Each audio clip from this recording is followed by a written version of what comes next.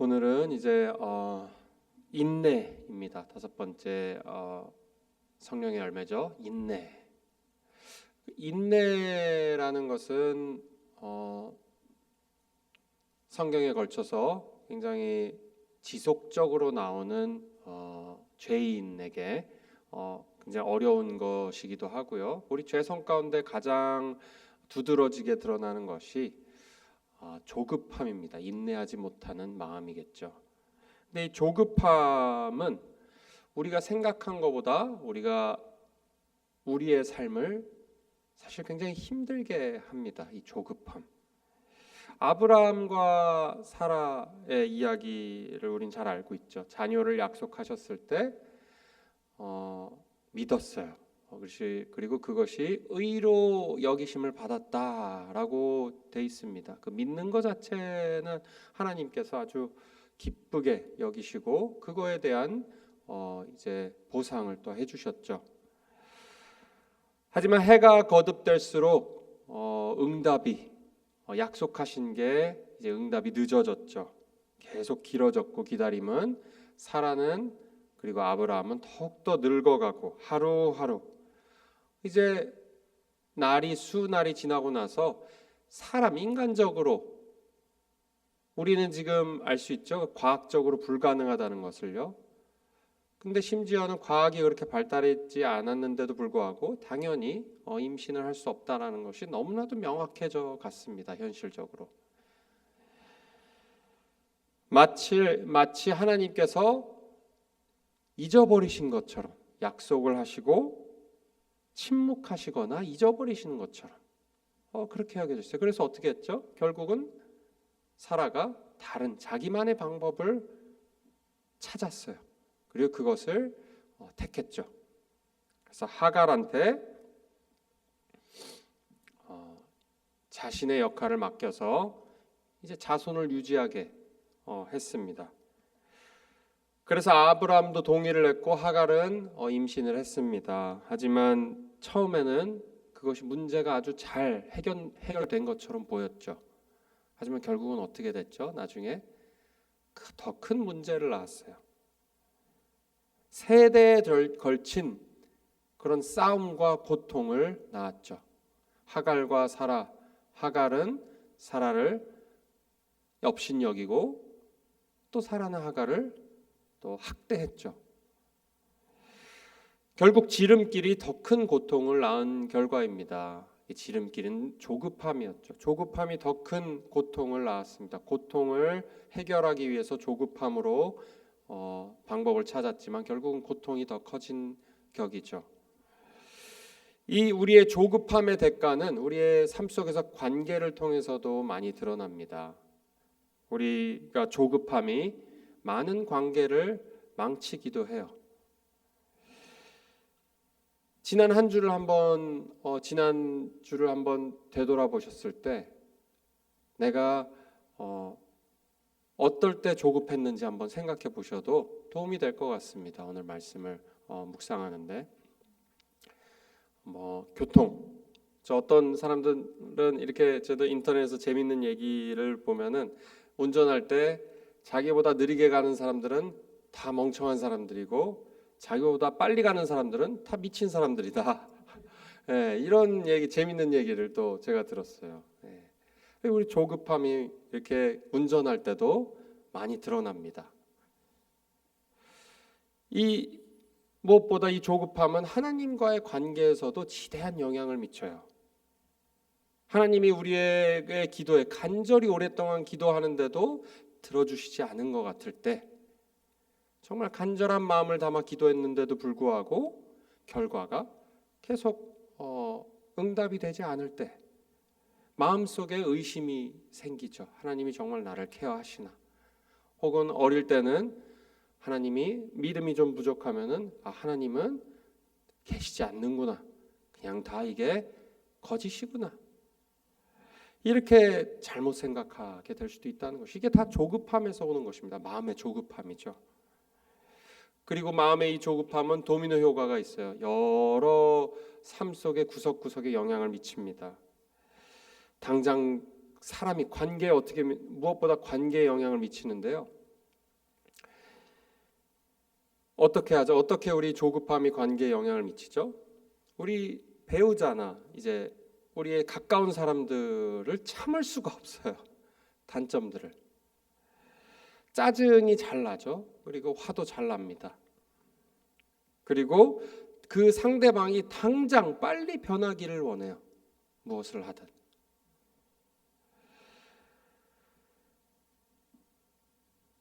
우리의 조급함은 결국은 우리가 가지고 있는 인간관계를 다 무너뜨리기도 합니다. 이렇게 계속해서 더욱더 관계를 힘들게 만들죠. 무엇보다 조급함 심각한 영적 문제입니다. 결국은 우리가 조급할 때는 하나님의 그런 선하심과 능력을 진심으로 신뢰하지 않는다는 것을 말해줘요. 사실은 우리의 조급함은 하나님을 신뢰하지 않는 것이, 하나님 너무 느리십니다. 그리고 하나님의 계획이 저는 동의하지 않습니다. 하나님의 계획이, 하나님의 시간이 저는 동의하지 않습니다. 만약에 이게 사실은 그렇다면 이 조급함만 해결할 수 있다면, 내 마음에 생기는 조급함만 해결할 수 있다면 오히려 반대로 관계에 있어서도 더욱더 여유를 가질 수 있게 되고, 또 하나님과의 관계에 있어서도 더욱더 깊은 평안을 누릴 수가 있겠죠. 우리가 인내에 실패하는 이유는 여러 가지가 있을 수가 있겠지만, 결국은 오늘 성경 말씀을 통해서 우리가 알 수 있는 것은 제대로 인내하는 방법을 모르기 때문이다라고 말할 수 있어요. 인내할 수 있는 법. 인내는 세상 사람도 어느 정도는 다 합니다. 자기가 무엇은 목표를 얻기 위해서 인내해서 인내하죠. 그래서 인내 끝에 고진감래라라는 말이 있죠. 인내 끝에 달콤한 열매를 맺을 수 있다라는 것은 단순히 그리스도인들에게만 해당되는 것은 아닙니다. 어찌 보면 창조의 원리이기도 하죠. 근데 그렇다면 그리스도인들이 가질 수 있는 특별한 인내라는 것이 있을까요? 오늘 인내는 성령의 열매이라고 되어 있죠. 무엇일까요, 그러면? 이 인내할 때 보통 우리가 어떻게 하죠? 그냥 이를 악물고 끝을 바라보며 꼭 참습니다. 마치 압력솥에 밥을 짓는 것 같죠. 압력이 점점 커지죠. 하지만 어떻게 해서든지 참아냅니다. 끝까지 이를 악물고. 근데 그러다 보면 어느 순간 도저히 참을 수가 없을 때가 반드시 와요. 마치 압력솥밥이 이제 다 됐을 때 이제 김이 빠지는 것처럼 그렇게 폭발하는 순간이 결국 올 수밖에 없습니다. 그것이 꼭 화를 낼 때도 있지만 다른 곳으로 이렇게 나타내기도 하죠. 자, 그럼 오늘의 해법은 무엇일까요? 이 모든 것을 해결해 줄 수 있는 해법.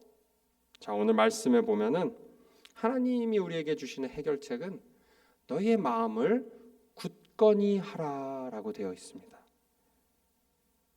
오늘 말씀에 보면은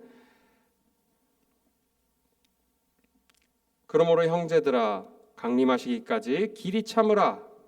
그리고 다음 절에 보면은 너희도 길이 참고 마음을 굳건하게 하라. 이렇게 돼 있어요. 주의 강림이 가까우시니라. 두 번이나 이렇게 주의 강림이 가까우시다. 마음을 굳건히 하라. 이렇게 되어 있습니다. 이 야고보서 5장 7절부터 11절은 하나님이 우리에게 참된 인내의 삶을 살도록 정말 하나님 안에서 인내하는 법을 가르쳐 주시기 위해서 우리에게 주신 말씀이에요. 이 마음을 굳건히 하라라는 얘기는 견고하게 이렇게 서는 것이죠. 그리고 인내하라 이런 뜻인데 굳건하게 하라. 이 마음의 문제라는 것이죠. 결국은 이것을 좀 더 우리의 말로 해석해 보면은 우리의 마음에 예를 들어서 waterproof라 그러죠. waterproof. 우리가 방수라 그럽니다. 우리의 마음을 불신과 하나님에 대한 불신과 의심에 대한 이 아주 의심의 방수같이 의심을 방지하는 마음을 만들어라 이런 뜻이 될 수가 있어요. 그러니까 어떤 초월적으로 어떤 상황에서든지 하나님의 선하심과 하나님이 우리를 향해서 베풀어 주신 은혜, 우리 성경에 나와 있는 모든 것들에 의심을 하지 않도록 초월적으로 우리의 마음을 만들으라라는 얘기가 될 수 있어요. 마음을 굳건히 하라라는 것이요. 근데 이것이 쉽지가 않죠. 우리가 스스로 얘기한다고 되는 것이 아니에요. 이것이 우리가 스스로 만들어낼 수 있는 마음이 아닙니다. 우리는 상황이 변함에 따라서 마음이 휘청휘청거리죠. 자, 그러면은 이 마음을 단단하게, 마음을 굳건히 하는 것이 이 인내의 비밀인데, 그럼 어떻게 하는 것일까요? 오늘 말씀을 통해서 크게 두 가지 볼 수 있습니다. 첫 번째는 주께서 가까우시다라는 것을, 사실을 믿어서 그 믿음으로 마음을 굳건하게 하는 것이고요. 두 번째는 하나님의 마음을 알아서 이 마음을 믿고 알고 믿어서 제 마음을 굳건하게 하는 것이에요. 첫 번째 보겠습니다. 주께서 가까우시다. 이 여기서 보면 주께서 강림하시다라고 되어 있는데요. 물론 이것은 마지막 날에 하나님께서 예수님께서 다시 오시는 날을 의미하기도 합니다. 하지만 그것만을 의미하는 것은 아니에요. In the coming of the Lord라고 영어로도 되어 있고요. 실제로 원어로 봐도 단순히 마지막 날만을 이야기하지 않습니다. 어찌 보면 좀 모호하게 돼 있어요. 그리고 여러 성경에 걸쳐가서 이제 조직 신학적 관점으로 봤을 때 여러 성경에 걸쳐서 있는 것은 하나님 예수님께서 멀리 계시는 것이 아니고 언제든지 우리를 도와주실 수 있게 우리가 가까이 계시다라는 것을 우리가 여기서 기억해야 합니다. 그래서 주께서 강림이 가까우시다라는 강림은 하나님의 도움이 가까우시다라는 거예요. 하나님의 구원이 가까우시다. 하나님의 임재가 가깝다라는 말로 저희가 해석할 수 있습니다. 그러므로 형제들아, 주께서 강림하시기까지 길이 참으라. 하나님이 도와주실 때까지 길이 참으라. 보라, 농부가 땅에서 나는 귀한 열매를 바라고 길이 참아 이른 비와 늦은 비를 기다리나니. 자, 여기서 그러면은 결국 이렇게 돼요. 주께서는 우리가 생각하는 것보다 더 가까이 계시다는 거예요. 우리가 생각하는 것보다. 그리고 무엇이죠? 이른 비와 늦은 비를 내리시기를 기다린다. 이른 비와 늦은 비를 당연히 주실 것을 알으라는 거겠죠. 무슨 얘기죠? 우리의 필요를 아신다는 거예요. 우리의 마음의 욕망과 갈망과 필요를 분명하게 가까이서 알고 계신다는 것이에요. 농부가 자신에게 이른 비와 늦은 비가 필요할 것이라는 것을 농부도 알고 그리고 하나님도 알고 계신다는 것을 지금 안다는 것이에요. 아는 농부 당연히 아시고 당연히 보내주실 거라는 것을 믿으며 그냥 기다리는 것이에요. 그래서 우리가 기다리는 중에, 인내하는 중에 꼭 알아야 되는 것은 하나님께서 우리의 필요를 분명하게 알고 계신다는 것이에요. 때로는 우리가 아는 필요보다 더 큰 필요를 알고 계신다는 것이죠. 우리가 요만큼 필요하다고 생각하면은 하나님은 그것도 포함해서 더 많은 것을 우리에게 예비하시고 그 필요를 알고 계신다는 것이. 주께서 가까이 계시다는 것, 그 필요를 알고 계신다는 것이. 하나님은 우리와 함께 계시며 반드시 그 필요를 채워주신다는 것. 여기서 근데 질문이 있을 수 있겠습니다. 왜 하나님은 그 필요를 지금 당장 채워주시지 않을까요? 왜 지금 당장이 아니고 계속 기다리게 하실까요? 자, 이유는 여러 가지 이유를 생각해 볼 수는 있습니다. 인생이 굉장히 삶이 다양하고 좀 복잡하기 때문이기도 하겠죠. 서로 얽히고 설킨 이해관계들과 여러 가지 기다려야 하는 상황들이 당연히 있을 수 있습니다. 하지만 그렇다고 하나님이 무슨 어떤 능력이 부족하거나 당장 해줄 수 없어서 그러시는 것은 분명히 아닙니다. 자, 우리가 생각해 볼 수 있는 것은 첫 번째로는 왜 당장 들어주시지 않느냐? 우리가 믿는 하나님은 우리의 인내와 우리의 믿음을 기뻐하시고 그리고 그것에 대한 보상을 해주시는 분이에요. 그러니까 믿음과 인내를 보상하시는 하나님이에요. 욥을 오늘 예를 들어서 야고보가 얘기했는데 욥을 잠깐 보면 그걸 너무나도 명확하게 알 수 있습니다. 믿음의 인내가 가져오는 어떤 보상을 잘 알 수가 있어요. 그 끝을 11절에 보면 보라 인내하는 자를 우리가 복되다 하나니 너희가 욥의 인내를 들었고 주께서 주신 결말을 보았거니. 자, 욥은 욥의 손실이죠. 모든 것을 다 잃었죠. 건강, 그리고 재산, 가족 다 잃었습니다. 하지만 그것을 나중에는 배로 회복을 시키셨어요. 야고보가 우리에게 말하고 싶은 것은 이거예요. 결과를 보아라입니다. 인내의 결과를 보아라입니다. 욥의 인내의 결과를 보아라. 하나님이 반드시 우리가 인내하고 믿는 것에 대해서 욥에게 하셨던 것처럼 반드시 보상해 주실 것이다 라는 것이에요. 지금 겪고 있는 현실적인 문제들 다 해결해 주실 것이다. 반드시 해결해 주실 것이다. 기다림 속에서 하나님을 신뢰할 때 하나님은 반드시 때가 되어서 우리의 믿음과 인내를 보상해 주실 것이라는 것이에요. 그리고 욥의 결말에서 더 중요한 것이 있어요. 우리의 믿음과 인내에 대한 더 큰 보상은 바로 기다림을 통해 우리의 마음이 변한다는 것이에요.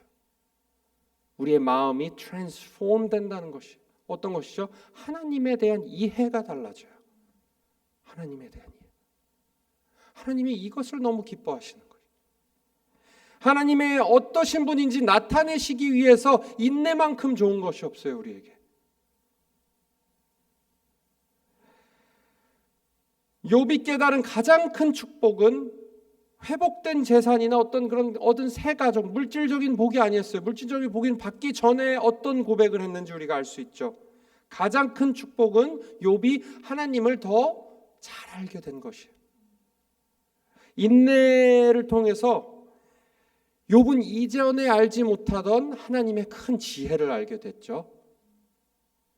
그리고 그 사랑의 깊이, 자신을 죽이지 않고 자신을 회복시키기 하고 본인을 드러내기 위해서 더 나와 깊은 관계를 하기 위해서 그러셨다는 것을 마음속 깊이 깨닫게 됐어요. 욥기 42장 2절부터 5절 잠깐 제가 읽어드리겠습니다. 주께서는 못하실 일이 없사오며 무슨 계획이든 못 이룰 것이 없는 줄 아노니. 이것이 이 결말을 주셨을 때 주신 고백이에요. 하나님, 마침내 하나님의 앤서를 들었을 때, 하나님의 응답을 들었을 때 터져나온 고백이에요. 기도예요. 무지한 말로 이치를 가리우는 자가 누구니까? 내가 깨닫지도 못한 일을 말하였나이다. 내가 깨닫지도 못한 일을 그동안 말하고 있었어. 스스로 알 수도 없고 헤아리기도 어려운 일을 말하였나이다. 내가 주께 대하여 귀로 듣기만 하였사오나 이제는 눈으로 주를 봅니다. 눈으로 주를 봅니다. 그동안은 내가 하나님이 어떠신 분인지 듣기만 했다면 고난을 통해서 내가 인내 가운데 결국 하나님이 응답을 주셨을 때 비로소 내가 하나님을 눈으로 본다고 돼 있어요. 눈으로.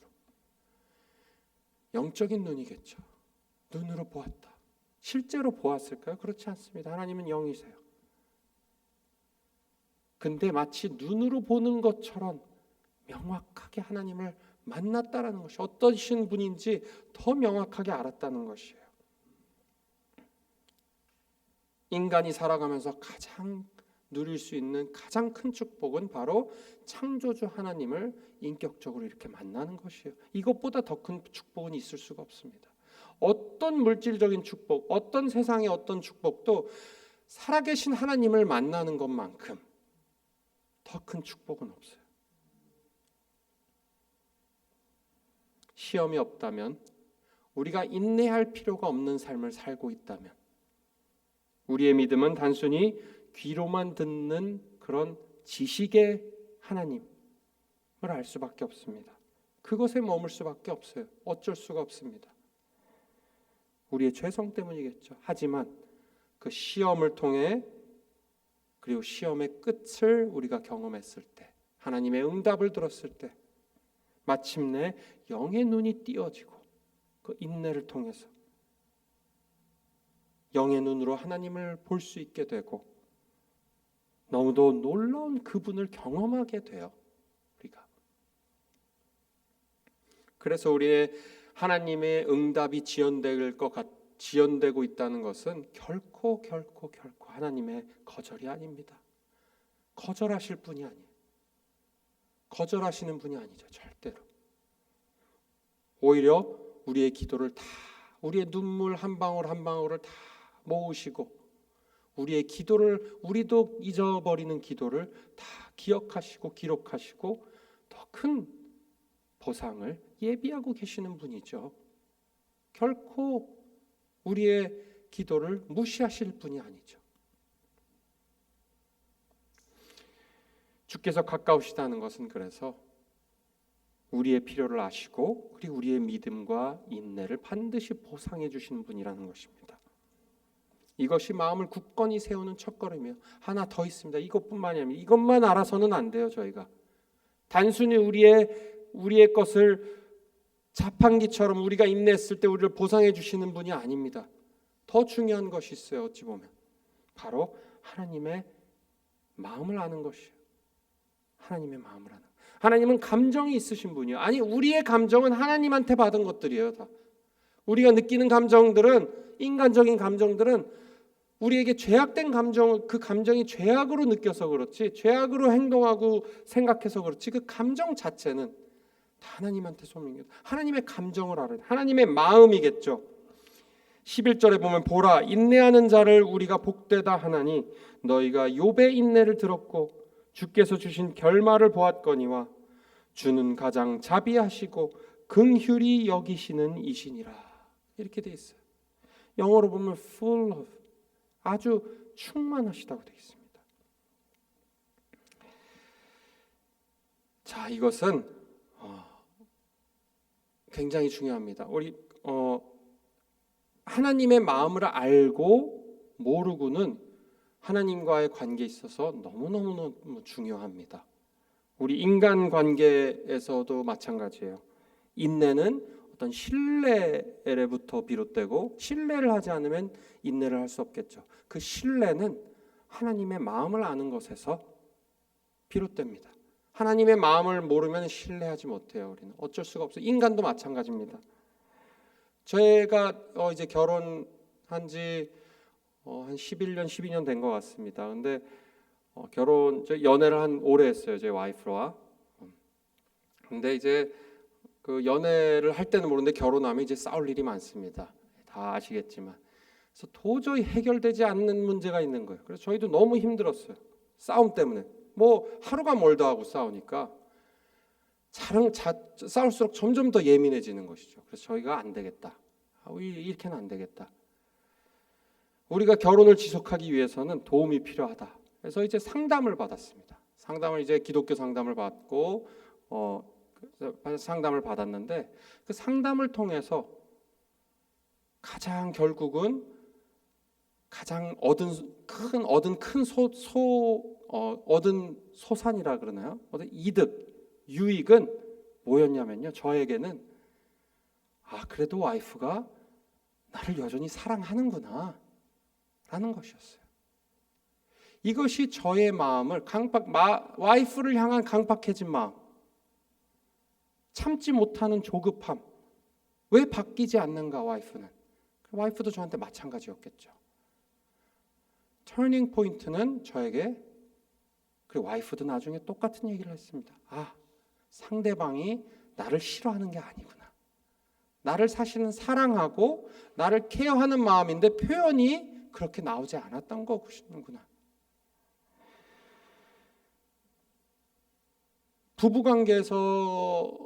부부관계는 모든 관계, 다른 관계에 어찌 보면 가장 러한 부분, 그러니까 아주 그냥 날 것 같은 부분을 보여주는 관계라고 생각을 합니다.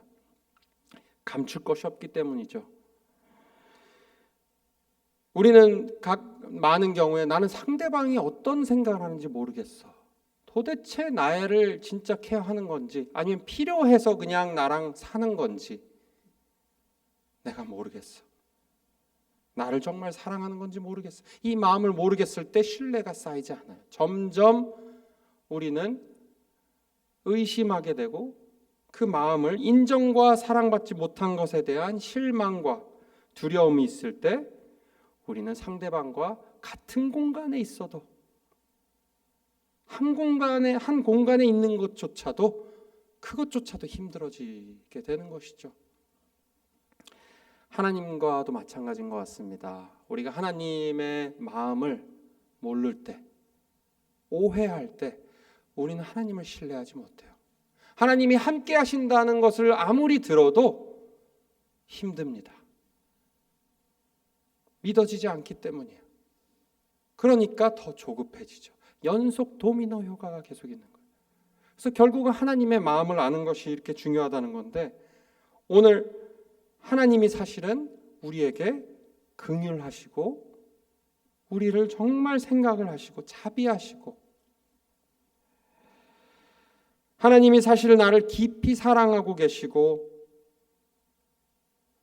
그것이 마음에 깊이 깨달아지게 될 때 우리는 인내할 수 있어요.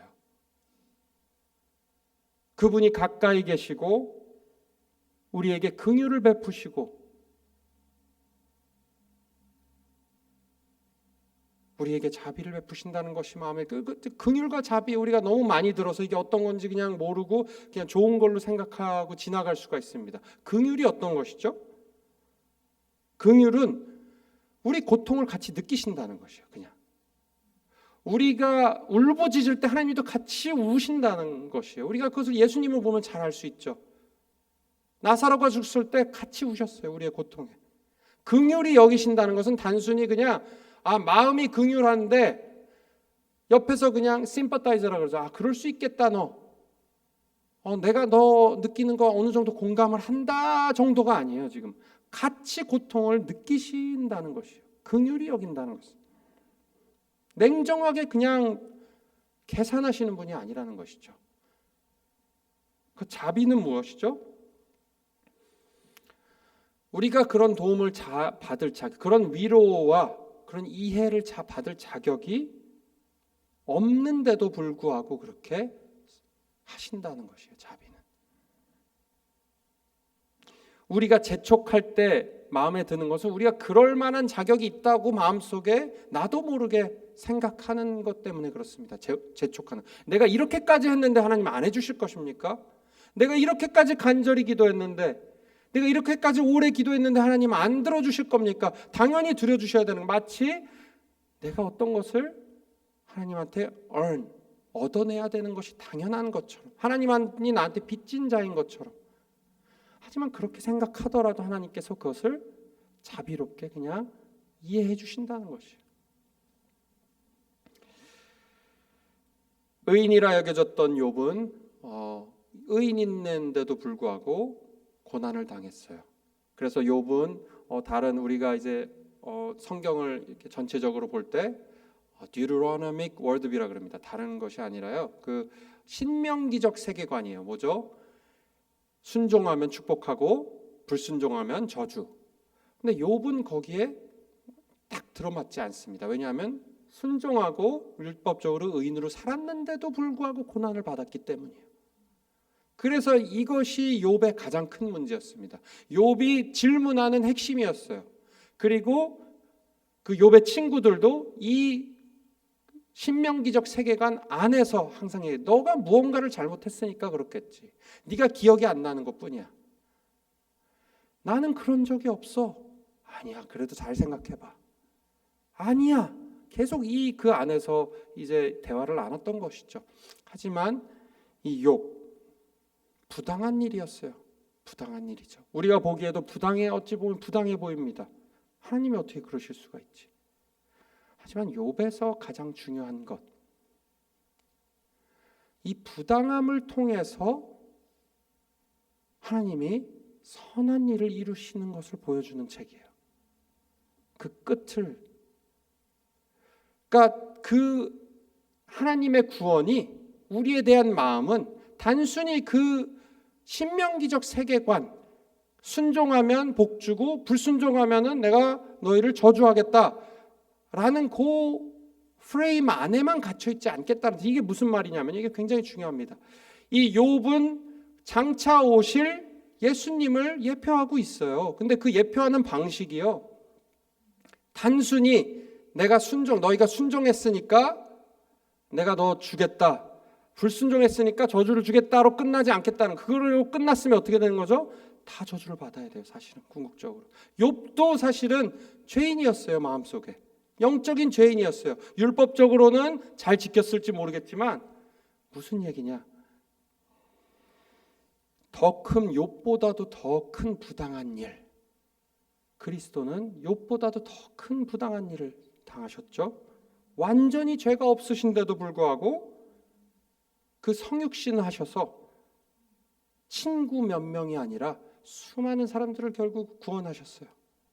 그러니까 우리가 이 기도를 하고 인내할 때 우리가 꼭 기억해야 될 것이 있습니다. 우리는 하나님과의 관계를 주고받기로 자꾸 착각할 때가 있어요. 우리가 인내할 때, 내가 이렇게 했으니 하나님 당연히 주시겠지, 하나님이 나 사랑하신다고 했는데 왜 안 주십니까? 하지만 하나님은 그거보다 더 크신 분이라는 걸 우리가 기억해야 됩니다.